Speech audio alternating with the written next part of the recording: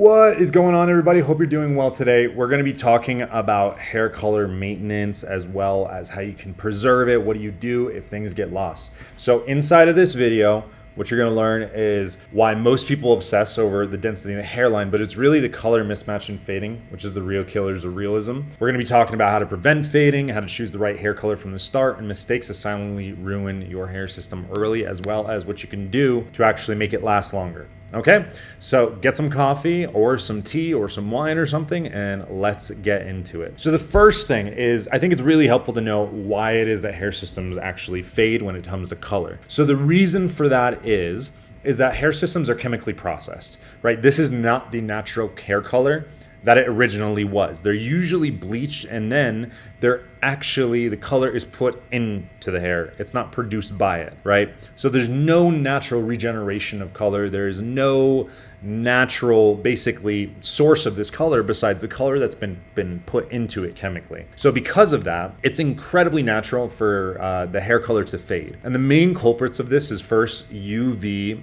and sun exposure. The next is harsh shampoos. The next is kind of salt water or chlorine, overwashing, and heat styling. So let's talk about how to actually stop this from happening in each of these things. So with your hair system, the first thing is we want to wash your hair less and smarter. So what that means is, number one, avoid using extremely hot water. Cool or lukewarm water is best, and try not to wash it daily, especially if you're using shampoo, which brings us to the second part. So you have to use the right products with your hair system. The first thing is you do not want to be using shampoo hardly ever. And if you do, you want to be using sulfate-free shampoo only. Color safe conditioner, basically conditioner for color treated hair, for damaged hair.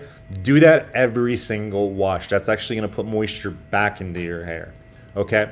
You can use the purple or blue shampoos if you need. Now, what a purple and a blue shampoo is, if you don't know what that is, it actually helps with what's going on in the photo bleaching. Part of the color fading that you're going to experience is that the color will tend to go towards more brassy. It'll tend to go to a little bit more reddish. So the way that you actually circumvent that is you can actually put blue inside of it, or purple, depending on the color of your hair, to neutralize that red and bring it back to a more neutral tone. So you can use that, but we don't want to overuse it. So when it comes to sun exposure, though, this is a non-negotiable. This is something that you have to use a UV spray on your hair system if you're in a lot of sun, because it will bleach the color out of your hair. It will cause it to fade, especially if you're in high altitude, tropical places where the UV is very strong. Sun fading is gradual, but it is irreversible. What can make it worse, though, is chlorine or salt damage. So, both of these two things, chlorine and salt, they do strip color faster. And on top of that, they both kind of chemically damage the hair a little bit. It isn't terrible if you are able to wash your hair and condition it immediately after, very, very quickly, but you can't go without actually making sure that your hair is free of that. That might be a good time to use the shampoo. The last thing is heat styling. So heat opens up the cuticle of the hair, and with that you get a faster color loss. So you always, if you're going to be using any type of styling product that involves heat, like probably not a curling iron for men, but maybe a straightener or something, you got to use a heat protectant. Air dry when possible. Try not to use too much of a hair blower, especially not on a hot temperature. Okay, now let's move a little bit into the topic of basically what you can do if the hair actually loses its color. If you find yourself in that situation, the main thing that you want to be able to do is actually put the color back into the hair. There is a difference between your hair getting redder, brassy because of sun exposure, and your hair just getting lighter. And if your hair is getting lighter, this is going to happen, especially if you're trying to wear systems for 3+ months. It will eventually get a little bit lighter than your natural color. What you're going to do is you're actually going to look for some hair dye that's of the same exact color as usual that you buy in a grocery store.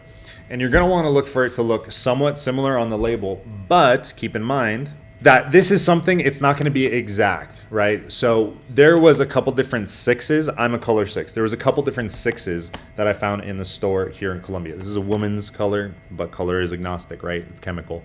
With this right here, there was a 6 that was redder, and then there was a 6 that was more brown. So I decided to go with this one right here, which probably should be right on the money. I'm going to be recoloring my hair system in this next week, so I'll actually make a video. If you guys want, you let me know on how to actually use hair dye to color your hair. But you're going to want to actually do that. Now, it is not hard to color your hair, but you do need to have some experience to understand what you need to do, what it could look like, all that kind of stuff. So we will get into that in probably another video, but no, that is one of your biggest defenses. You don't want to be doing this every single week because obviously putting color into hair is another chemical process that it does slightly damage it. And therefore, you know, if you're putting color in there every single week, it's going to wear out the hair quicker and faster and faster and faster. So we want to balance it, right? Like maybe once a month, but more like once every 6 to 8 weeks would be ideal if you need to get that, like, you know, 3, 4, 5, 6 month duration out of your hair systems. Okay, so hopefully all of this was helpful for you. Hopefully this leaves you better than I found you in terms of what causes your hair color to fade, as well as how to prevent it, and also what you can do to modify it. In the next video, if you guys want me to make one, I will make one that's all about how do we actually take care of your hair and get it back to the original color. Take care.